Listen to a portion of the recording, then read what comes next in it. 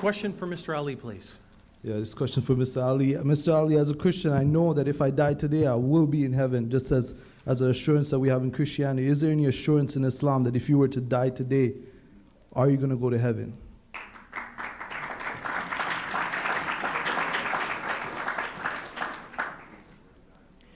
First, I want to clarify that, in fact, although Muslims do not go around saying, I am saved, the Muslim doctrine does say that one who believes in God and remains steadfast on that belief will in fact be saved, as the Quran in Surah 41 verse number 30 says.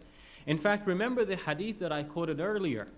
Man mata ya'lamu annahu la ilaha illallah dakhala al-jannah. Whoever dies knowing that there is no God but Allah has entered paradise. Now this hadith does not speak about doing any good deeds, it just speaks about dying with that knowledge of God. Now we understand that good deeds will come out of that knowledge. But what is required basically is that knowledge of God. The Quran says, فَعْلَمْ أَنَّهُ لَا إِلَهَ إِلَّا اللَّهِ. Know that there is no God but Allah. Not just simply believe it, but know it.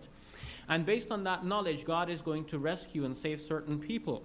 In fact, it is specifically stated in Sahih al-Bukhari that people will be taken out of hell and put into paradise where they will live forever. And it will be said that there are no good deeds to their credit. So in a nutshell, Muslims believe that in fact, by believing in Islam, they are saved.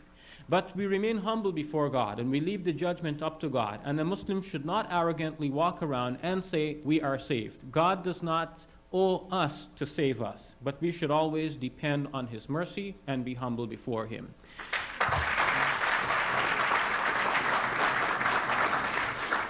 And I think the Christian understanding of this has been overemphasized in a wrong direction.